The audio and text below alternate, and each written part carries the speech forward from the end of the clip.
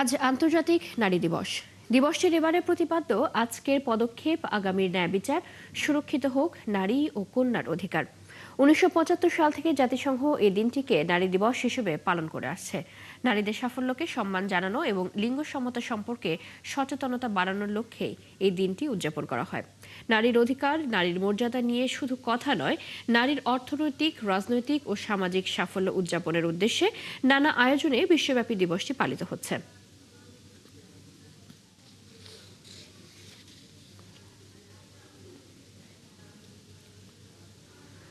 সরকার নারীর নিরাপত্তা বিধানকে সর্বোচ্চ অগ্রাধিকার দিচ্ছে বলে জানিয়েছেন প্রধানমন্ত্রী তারেক রহমান। আন্তর্জাতিক নারী দিবস উপলক্ষে দেয়া বাড়িতে এ কথা উল্লেখ করেন তিনি। প্রধানমন্ত্রী জানান, সাইবার বুলিং এবং অনলাইনে নারীর বিরুদ্ধে হয়রানি বন্ধে কঠোর অবস্থান নেওয়া হয়েছে।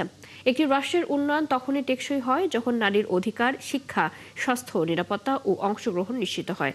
তিনি আরও বলেছেন, নির্বাচনী প্রতিশ্রুতির বাস্তবায়নের অংশ হিসেবে স্নাতকোত্তর পর্যন্ত বিনামূল্যে শিক্ষা চালু করা, উচ্চশিক্ষায় নারীর অংশগ্রহণ বৃদ্ধি, মেয়েদের জন্য free school uniform, digital learning সুবিধা এবং আধুনিক শিক্ষা ব্যবস্থা সম্প্রসারণ করা হবে। সরকার শিক্ষা, অর্থনীতি, স্বাস্থ্য ও রাজনীতি সহ সর্বস্তরে নারীর সক্রিয় এবং কার্যকর অংশগ্রহণ নিশ্চিতে অঙ্গীকারবদ্ধ বলেও জানান তারেক রহমান।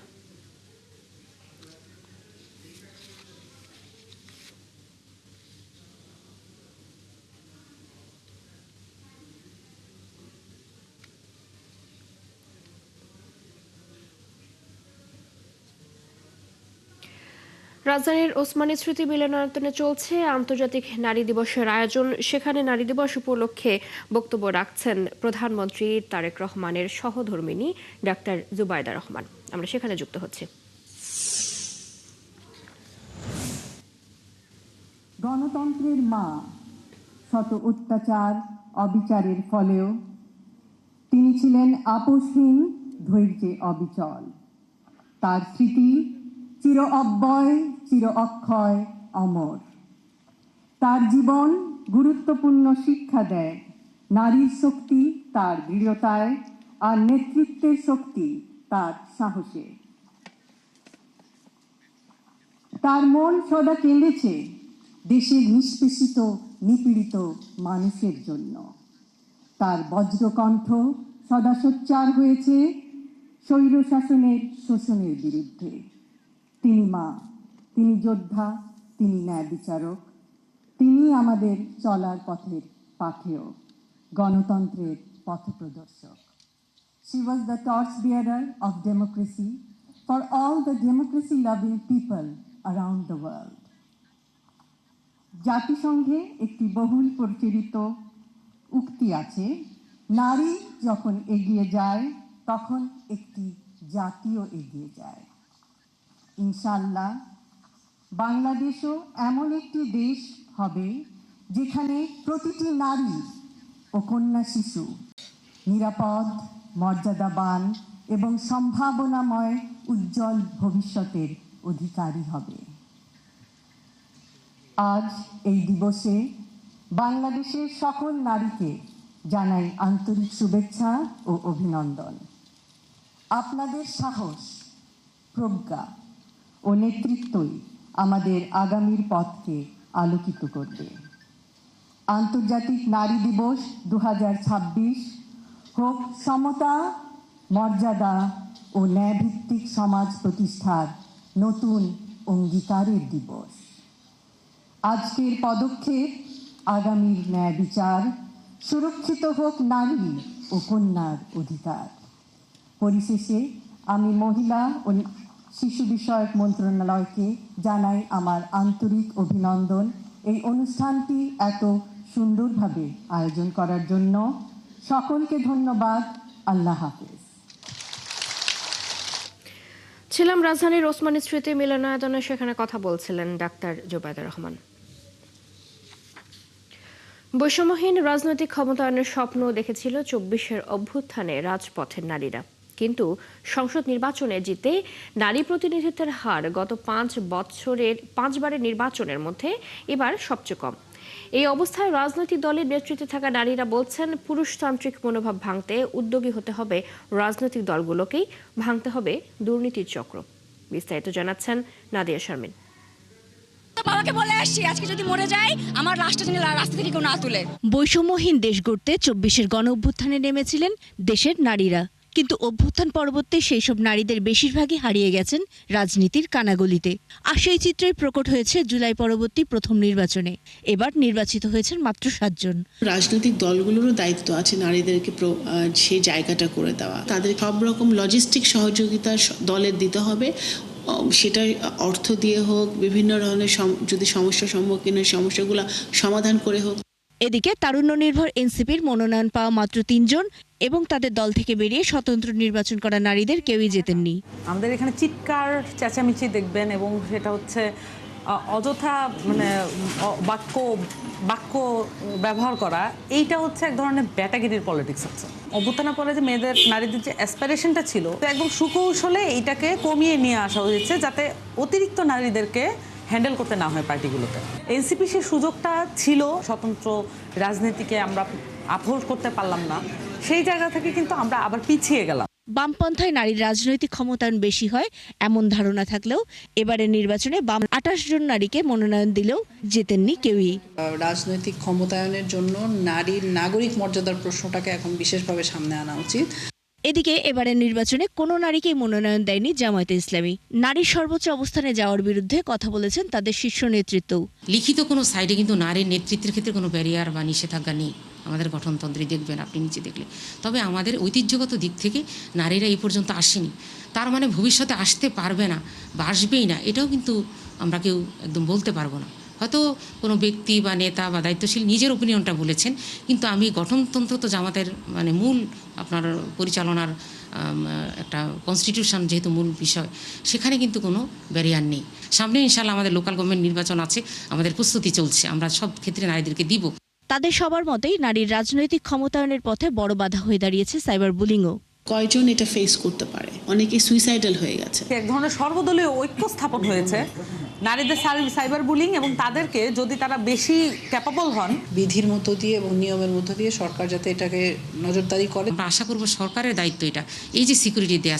১৯৯১ সাল থেকে প্রায় ৩০ বছরের নারী নেতৃত্বের পরও বাংলাদেশ ৩০% নারী মনোনয়নের দাবি এড়িয়ে এখন যেতে চায় মাত্র ৫%। যদিও এই প্রস্তাবেও সব দল রাজি না। সরাসরি নির্বাচন হচ্ছে না সংরক্ষিত আসনেও। নাদিয়া শারমিন, ৭১, ঢাকা। নানা কর্মসূচির মধ্য দিয়ে রাজধানীতে পালিত হচ্ছে আন্তর্জাতিক নারী দিবস। এই মুহূর্তে কেন্দ্রীয় শহীদ মিনারে আছেন সহকর্মী সুফিয়ান ফারাবী। যুক্ত হব তার সাথে। ফারাবী, সেখানে নারী দিবসের কি আয়োজন চলছে, বিস্তারিত জানাবেন।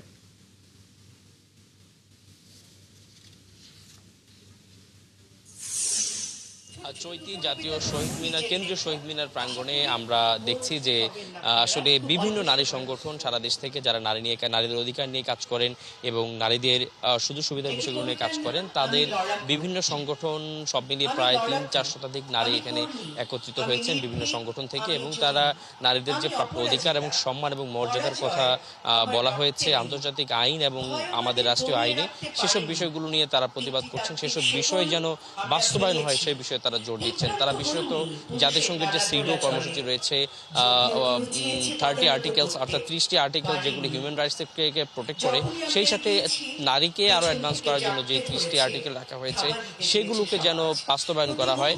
সব মিলিয়ে 60টি যে আর্টিকেল রয়েছে, 60টি, এই 60 আর্টিকেল যেন বাস্তবায়ন করা হয়, এই দাবি নিয়ে তারা এখানে অবস্থান করছেন।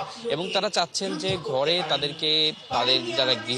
যারা গৃহকর্মী হিসেবে কাজ করছেন অথবা গৃহিণী হিসেবে কাজ করছেন, তাদের প্রত্যেকের ন্যায্য অধিকার, তাদের প্রত্যেকের ন্যায্য সম্মান যেমনটা পুরুষ পেয়ে থাকে তেমনইভাবে তাদেরও সম্মানটুকু তারা এখানে চান। এবং তাদের বিভিন্ন নেতৃবৃন্দ এখানে এসেছেন, তারা বক্তব্য রাখছেন, তারা বলছেন যে নারীরা যতক্ষণ পর্যন্ত না তাদের অর্থনৈতিক মুক্তি পাবে, তাদের সমান সুযোগটা পাবে, ততক্ষণ পর্যন্ত সমাজে সুশৃঙ্খলা, সমাজে যেই শান্তি ফিরিয়ে আনার বার্তা, সেটি আসলে কখনোই সম্ভব হবে না।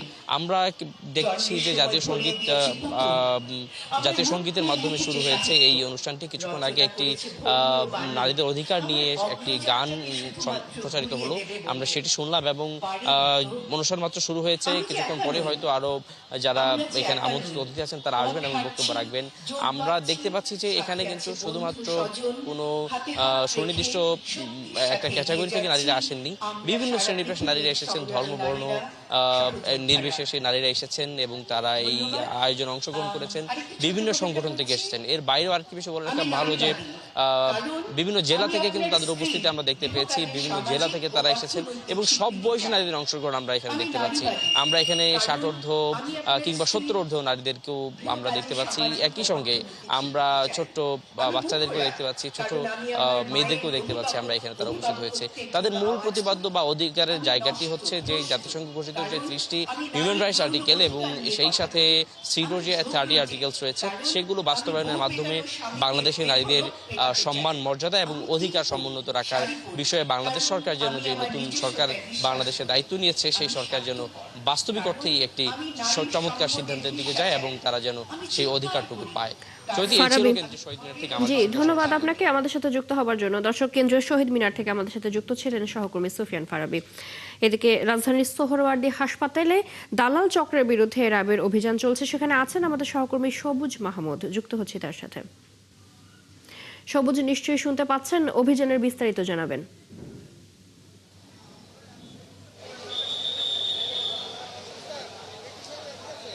চৈতি, এই মুহূর্তে আমি আছি রাজধানীর সরকারি hospital Suhrawardy medical college hospital. এখানে র্যাবের অভিযান পরিচালনা করার পর এখানে র্যাব একটু পরে ব্রিফিং করবে। এখানে তারা বিভিন্ন হসপিটালে, পাশাপাশি অনেকগুলো হসপিটাল আছে, হৃদরোগ হসপিটাল, তার পাশে মানসিক স্বাস্থ্য কেন্দ্র, তার ওইদিকে পঙ্গু হাসপাতাল, সেই সব হাসপাতালগুলোতে রোগীদেরকে হয়রানি করার জন্য যেসব দালাল চক্র কাজ করে, যারা নিজেরা মুনাফা অর্জন করার জন্য পার্শ্ববর্তী হসপিটালে, বেসরকারি হসপিটালে নিয়ে বেশি টাকা আদায় করার জন্য যে সকল দালাল চক্র এই সরকারি হসপিটালগুলোতে সক্রিয় আছে, সেই দালাল চক্রগুলোর বিরুদ্ধে র্যাব আজকে অভিযান পরিচালনা করেছেন এবং সেই অভিযান পরিচালনা করে ইতিমধ্যে বেশ কয়েকজন দালালকে তারা আটক করেছেন এবং এই আটকের পর এই মুহূর্তে সোহরাওয়ার্দী মেডিকেল কলেজের হাসপাতালের যে বারান্দায়, সেই বারান্দার সামনে র্যাব 2 এর পক্ষ থেকে সংবাদকর্মীদেরকে ব্রিফিং করা হবে। এই জন্য আমরা অপেক্ষা করছি।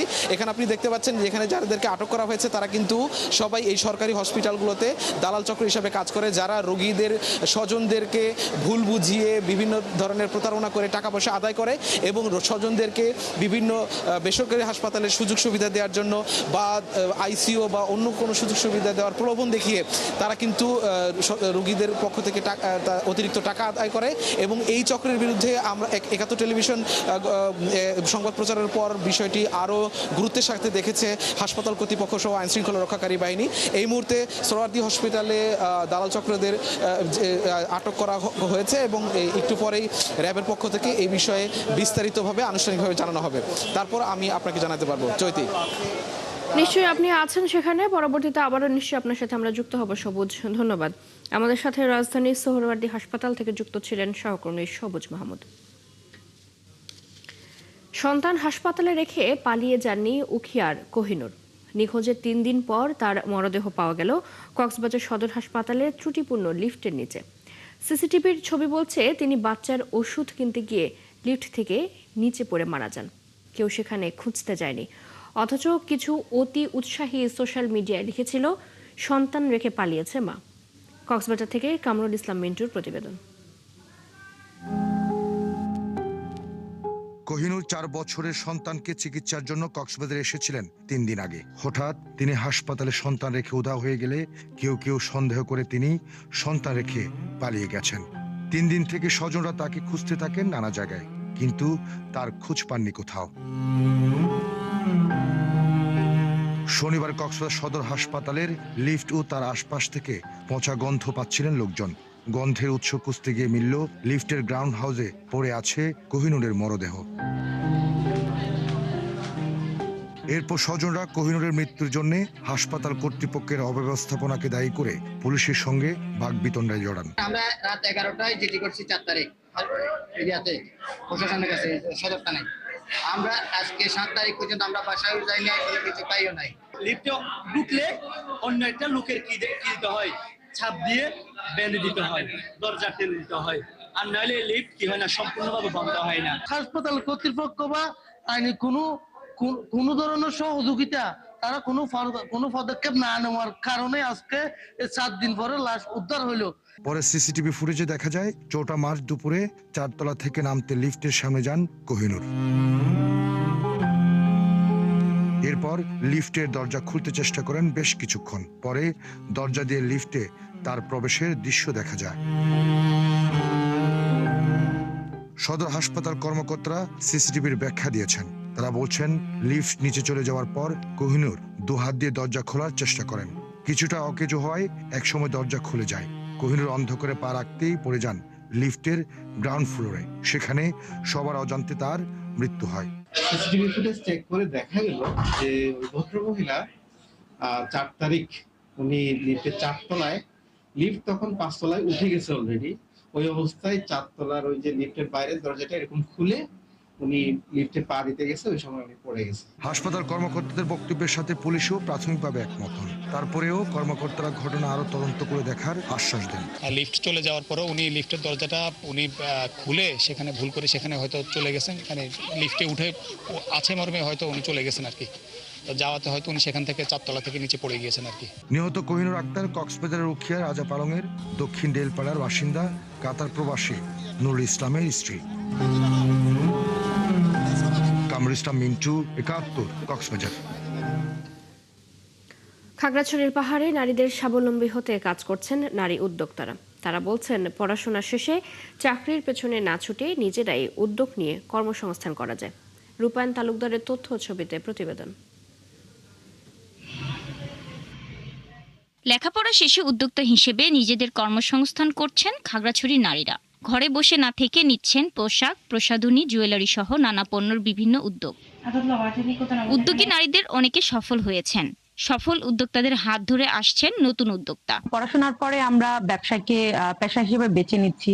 তার পাশাপাশি দেখা যায় আমরা নতুন যারা আসছে তাদেরকে কিন্তু আমরা খুবই উৎসাহিত করছি।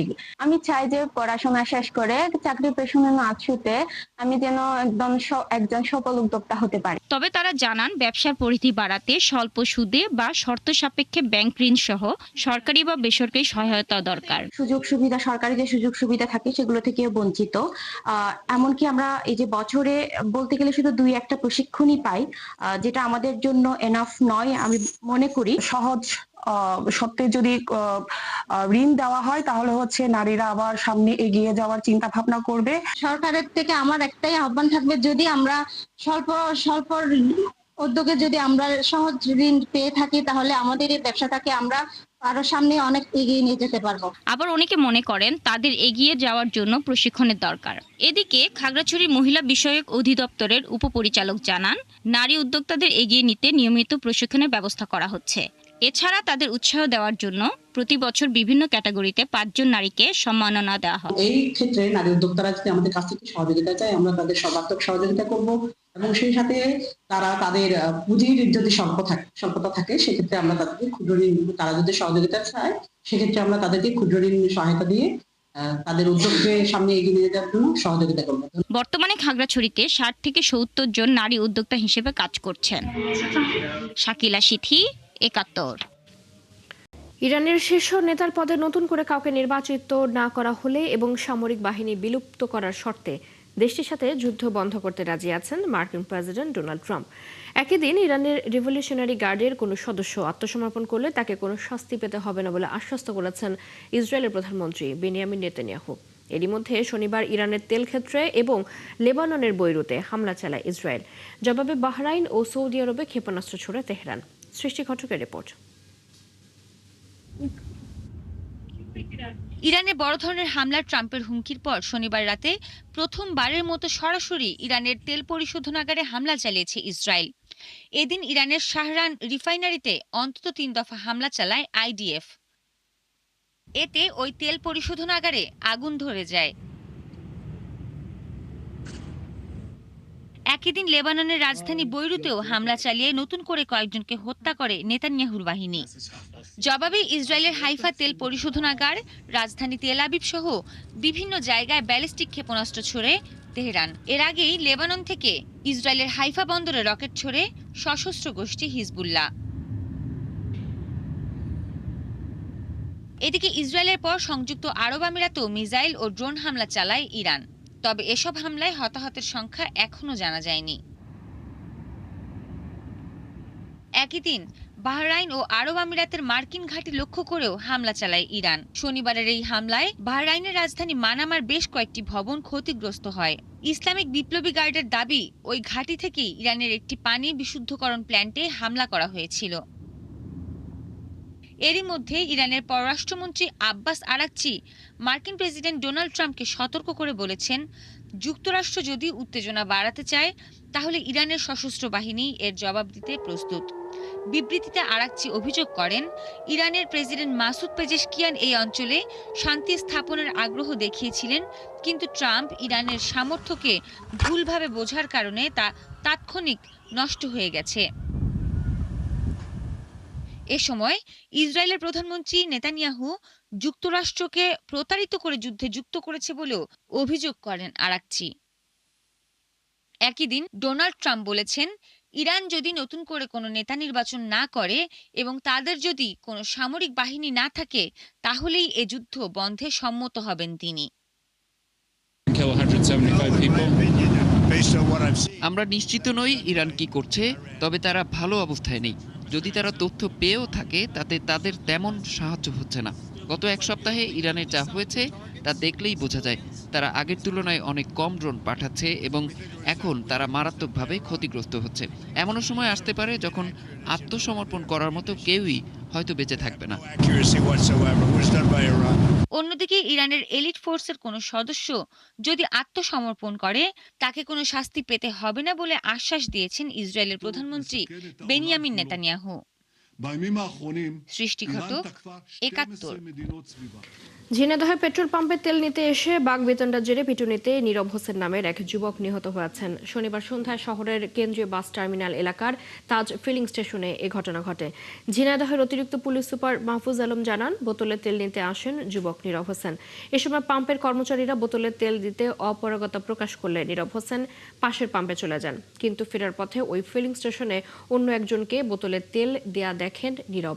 এ নিয়ে কথা কাটাকাটির এক পর্যায়ে পাম্পের কর্মচারীরা লাঠি দিয়ে নীরবকে পিটিয়ে গুরুতর আহত করেন। ঝিনাইদহ সদর হাসপাতালে নেওয়া হলে চিকিৎসক তাকে মৃত ঘোষণা করেন। এ ঘটনায় পাম্পের কর্মচারী নাসিম, রমিজুল ও দাউদ হোসেনকে আটক করেছে র্যাব।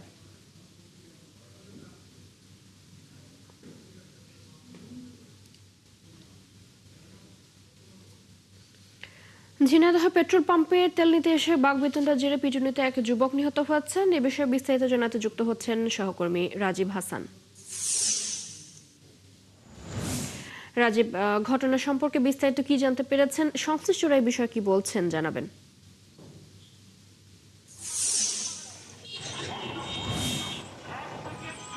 নিশ্চয়ই আপনি জানেন যে গতকাল সন্ধ্যায় ঝিনাইদহ মাগুরা সড়কের টার্মিনাল সংলগ্ন যে তাজ ফিলিং স্টেশনে সেখানে কর্মচারীদের হামলায় নীরব হোসেন নামের একজন ব্যবসায়ী ও ছাত্র সংগঠনের একজন সদস্য নিহত হয়েছেন এবং এই নিহত হওয়ার ঘটনাকে কেন্দ্র করে ওই দিন রাত 11টার দিকে, অর্থাৎ গত রাত 11টার দিকে সৃজনী যে ফিলিং স্টেশনে ফিলিং স্টেশনে বিক্ষুব্ধ জনতা হামলা চালায়। হামলা চালিয়ে কয়েকটি প্রতিষ্ঠান হলো ভাঙচুর করে।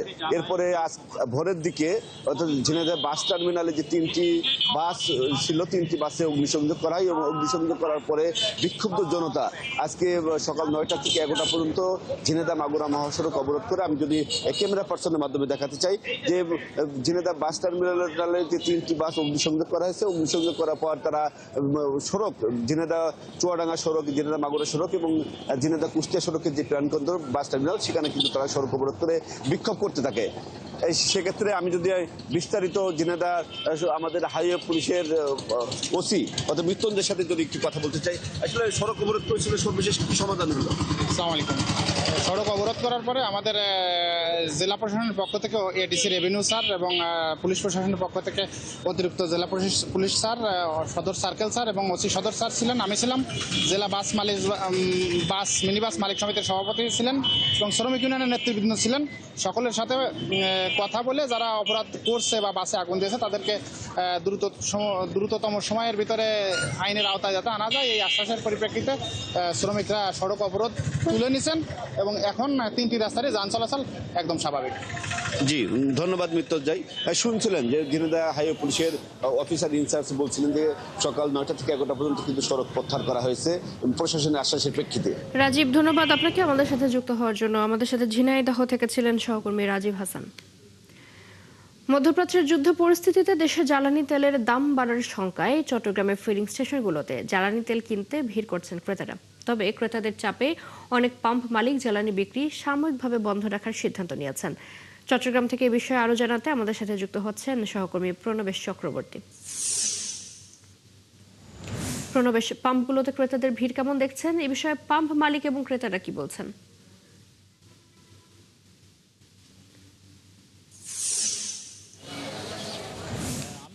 এখন রয়েছি গনি বেকারি এলাকায়। এখানে কিউসি ট্রেডিং লিমিটেড, এখানে তারা পরিবহনগুলোতে জ্বালানি তেল দেওয়া শুরু করেছে। যদিও সকাল 5:30 6টা থেকেই এখানে বিভিন্ন মোটরসাইকেল, ব্যক্তিগত গাড়ি এবং তেলবাহী যেসব পরিবহন রয়েছে সেগুলোর বিশাল দীর্ঘ সারি এখনও আছে, বিশাল সারি। তো আধ ঘন্টা আগ থেকেই এখানে তারা এই পরিবহনগুলোতে জ্বালানি তেল দেওয়া শুরু করেছে। এখানে মালিকরা যেটা বলেছেন বা ম্যানেজার যারা, তারা যেটা বলছেন যে আসলে শুক্র এবং শনিবার সরকারি রাষ্ট্রায়ত্ত যে তেল শোধনাগার সেখান থেকে তেল দেওয়া বন্ধ থাকে, কিন্তু বৃহস্পতিবার থেকেই যে মধ্যপ্রাচ্যে যে সংঘাতপূর্ণ পরিস্থিতি ইরান, আমেরিকা এবং ইসরায়েলের মধ্যে, ফলে সেখান থেকে তেল সরবরাহের বন্ধ হয়ে যাওয়ার শঙ্কায় মানুষের একটা চাপ এই ফিলিং স্টেশনগুলো থাকার কারণে তারা তেল দিতে পারেননি। তবে আজকে রোববার, আজকে ছুটি, আজকে যেহেতু তেল দেয়া সরকারি তেল শোধনাগার থেকে তেল পাওয়া যাচ্ছে, তাই ভাউচারগুলো এখানে আসছে তেল নিয়ে, এবং ভাউচার আসার কারণে তারা তেল দিতে পারছেন। আমরা দেখতে পাচ্ছি এখন যারা মোটরসাইকেল কিংবা ব্যক্তিগত গাড়ি নিয়ে আসছেন তাদেরকে তেল দেওয়া শুরু হয়েছে। তবে যে সিলিং নির্ধারণ করে দেওয়া হয়েছে সেই সিলিং অনুযায়ী তাদেরকে তেল দিচ্ছেন বলে এখানে যারা ম্যানেজার এবং অন্যান্য যারা তেল নিচ্ছেন তারা আমাদেরকে জানিয়েছেন। তো এটি ছিল চট্টগ্রাম থেকে সর্বশেষ পরিস্থিতি। এখনো পর্যন্ত প্রত্যেকটা ফিলিং স্টেশনের সম্মুখে কিন্তু দীর্ঘ সারি আমরা দেখতে পাচ্ছি। এটি ছিল চট্টগ্রামের তেল নিয়ে যে দীর্ঘ লাইন, মানুষের ভোগান্তি, সেটি সর্বশেষ তথ্য। প্রণবেশ, ধন্যবাদ আপনাকে আমাদের সাথে যুক্ত হবার জন্য। আমাদের সাথে চট্টগ্রাম থেকে ছিলেন সহকর্মী প্রণবেশ চক্রবর্তী। আন্তর্জাতিক নারী দিবস উপলক্ষে রাজধানীর ওসমানী স্মৃতি মিলনায়তনে আয়োজিত অনুষ্ঠানে কথা বলছেন রাষ্ট্রপতি মোহাম্মদ শাহাবুদ্দিন। সেখানে যুক্ত হচ্ছে। বিশ্বব্যাংক সহ বিভিন্ন আন্তর্জাতিক সংস্থা এটিকে তৃতীয় বিশ্বের একটি সফল মডেল হিসাবে স্বীকৃতি দিয়েছে। বর্তমান সরকারও নারী শিক্ষার প্রসারে গুরুত্ব দিচ্ছে। স্নাতকোত্তর পর্যায় পর্যন্ত মেয়েদের জন্য অবৈতনিক শিক্ষার সুযোগ চালুর পরিকল্পনা নিয়েছে সরকার। একই সঙ্গে অর্থনৈতিকভাবে পিছিয়ে পড়া নারীদের ক্ষমতায়নের লক্ষ্যে সরকার ফ্যামিলি কার্ড কর্মসূচি গ্রহণ করেছে। কাল বাদ পরশু অর্থাৎ আগামী 10ই মার্চ থেকে এই যুগান্তকারী কর্মসূচি শুরু হচ্ছে জেনে আমি খুবই আনন্দিত। এই কর্মসূচির আওতায় প্রাথমিকভাবে প্রান্তিক দরিদ্র পরিবারের নারী প্রধানরা প্রতি মাসে সরকারের কাছ থেকে নির্দিষ্ট পরিমাণ আর্থিক সহায়তা পাবেন। আমি আশা করি এই উদ্যোগ পরিবারগুলোর অর্থনৈতিক স্বাবলম্বিতা অর্জনে ইতিবাচক ভূমিকা রাখবে। সম্মানিত সুধীবৃন্দ, আমাদের সমাজ ও অর্থনীতির অগ্রযাত্রায় নারীদের অবদান অপরিসীম। তাদের অক্লান্ত পরিশ্রম, মেধা ও সাহসী সমাজ সংস্কারের কল্যাণ ও অর্থনীতির চাকাকে সচল রাখে। তৈরি পোশাক শিল্পে নিয়োজিত লক্ষ লক্ষ নারী আমাদের রপ্তানি আয়ের প্রধান চালিকা শক্তি। দেশের জিডিপির প্রায় 16% অবদানকারী গৃহস্থলীর কাজ শুরু করে স্বাস্থ্যসেবা, শিক্ষা, কৃষি, শিল্প, সাহিত্য, কলকারখানা ও নির্মাণ, সব ক্ষেত্রেই নারীর অবদান অসামান্য। আজ নারীরা সফল নীতি নির্ধারক, গণমাধ্যম কর্মী, উদ্যোক্তা, বিজ্ঞানী, প্রযুক্তিবিদ, প্রশাসক, শান্তিরক্ষী ও ক্রীড়াক্ষেত্রে বিজয়ী বীর। চলছে সংবাদ সংযোগ। সরাসরি সংবাদ এবং অনুষ্ঠান দেখতে চোখ রাখুন ৭১-এর ফেসবুক পেজে, সাবস্ক্রাইব করুন ৭১-এর ইউটিউব চ্যানেল। থাকুন ৭১-এর সাথে।